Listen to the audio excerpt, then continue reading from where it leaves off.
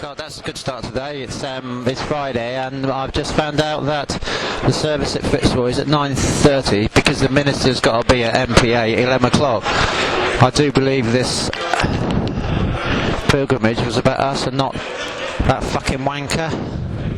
This really, really annoys me.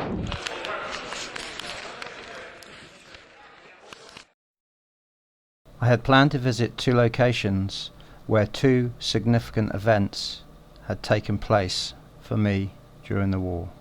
I went with Chris, who was in the same unit as me during the Falklands War, and Pete, who was in the Royal Artillery but attached to 4-5 Commando. Once again, we all met at the Falklands Defence Force drill hall and liaised with our drivers for the day. And once again, on a crisp, frosty morning, we drove out of Stanley along the road towards San Carlos. The contrast of the weather today was staggering.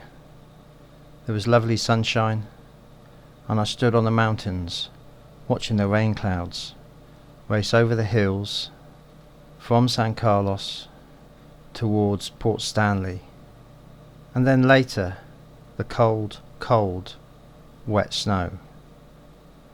This was the cold, cold, wet snow of memories. I can't believe the snow. It's just so. There's a certain. Yeah. Not irony, but sort of. Yeah, we're coming through the same way with the same weather. We're coming through the same way with the same weather. We're coming through the same way with the same weather. We're coming through the same way with the same weather. Today was a day of memories. It was a day of changed memories, reconstructed memories, and memories of fear. It was a day of standing in a trench I had dug and stood in 25 years ago. I found my slit trench. The BV was parked in this sort of area here, in against this this thing. And I remember being in the BV, and this distance is, it's funny how this distance is not very far, but I ran out the back of the BV when the attack was on, and I ran 1, 2, 3, 4, 5, 6, 7, 8, 9, 10, 11, 12, 13, 14, 15, 16, 17, 18, 19, 20, 21, 22, 23, 24 paces to my slit trench. It was a day of counting the paces to the shell hole, and it was a day of thanking the peaty soil of the Falkland Islands.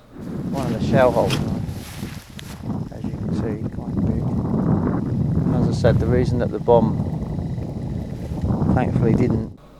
It was a day of walking up the hills and being inspired by the view across the barren wasteland.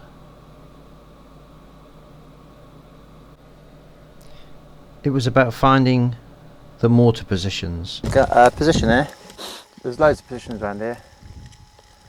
And the box inside, look at it. That's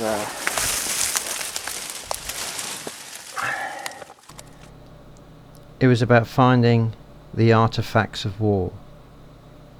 Here, we've got the good old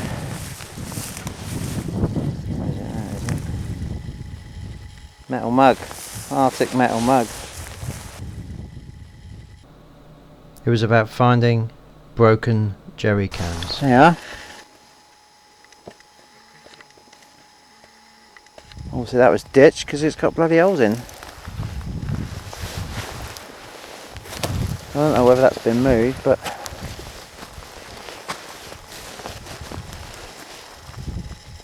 clearly they are. That's not rust. That's not rust holes.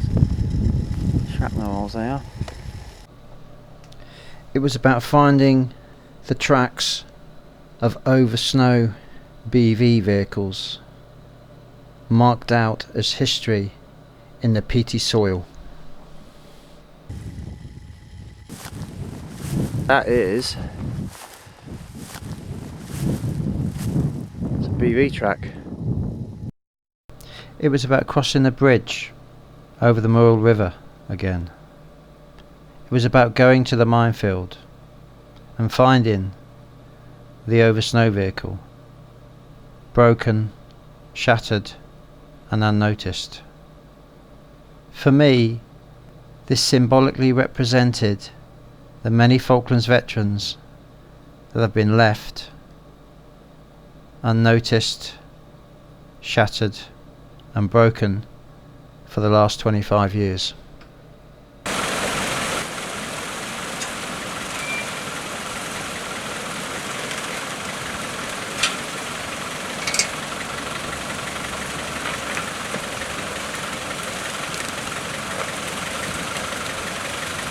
We came across that bridge 25 years ago, apparently.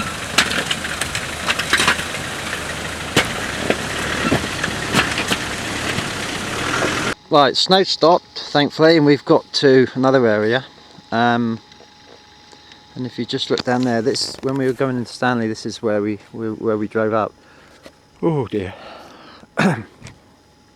as I come up the hill, we come up the hill just here, and you can see there's a minefield in front, and it was dark, and we came up the hill to here, and as we drove actually into this area here, you can see a hole over there. I'll try and zoom in on it. There's a hole. Well, that's where the blast from the mine was. And the BV, you could see a few bits and pieces that they've not picked up that are still in there. There's the I don't know. I can't see if I can find it. There's a bit. Look. And then to back there, there's another bit there. The BV was on its side in that area there. And I pulled up alongside it, and the guy got out and said, "Oh, have you hit a mine?" And then this is where we stayed. But as you can see now, I mean, we obviously didn't know it was a minefield. We had a suspicion it was a minefield. No one was allowed to move around. We as I recall, we called in the chopper.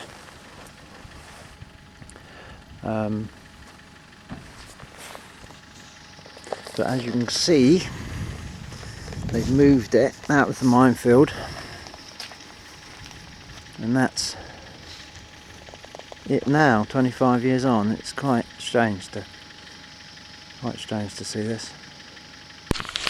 It's funny because I was quite emotional when I got here, and how. I suppose I don't know if I blocked it out, but I suppose in reality I'd not engaged with what actually happened. I was incredibly emotional, and now I've been around and you know put the jigsaw puzzle bits all in their place. I'm actually